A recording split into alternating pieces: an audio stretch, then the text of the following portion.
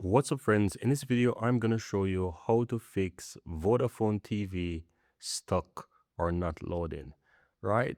How to fix Vodafone TV stuck on loading.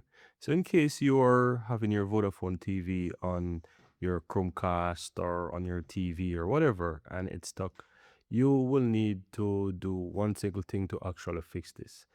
So what I'm gonna do, I'm currently using Google Chromecast connected to my TV, and I'm gonna just exit this or just go on the home. So I'm pressing the home button right here to go back into home. And from here, we just want to go ahead and find settings. So I'm gonna just scroll up right here and just go into settings.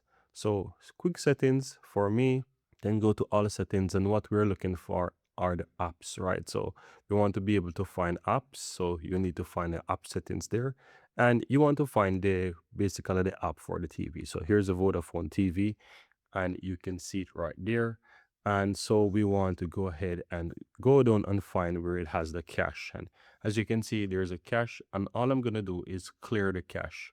Once I clear the cache, I'll be able now to open up the app. I can scroll up and then click on open, or just find the app from the main menu or from the main dashboard and open the app.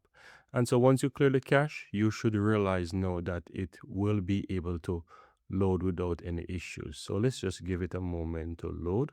All right, so for some reason, it seems like it is still loading, right? And if you are still having issues like this, you want to go home once more, go into the quick settings, and go to the all settings, follow the same steps basically. Go down to apps, and you want to find the app this time. And once you find the app, you can now do a force stop.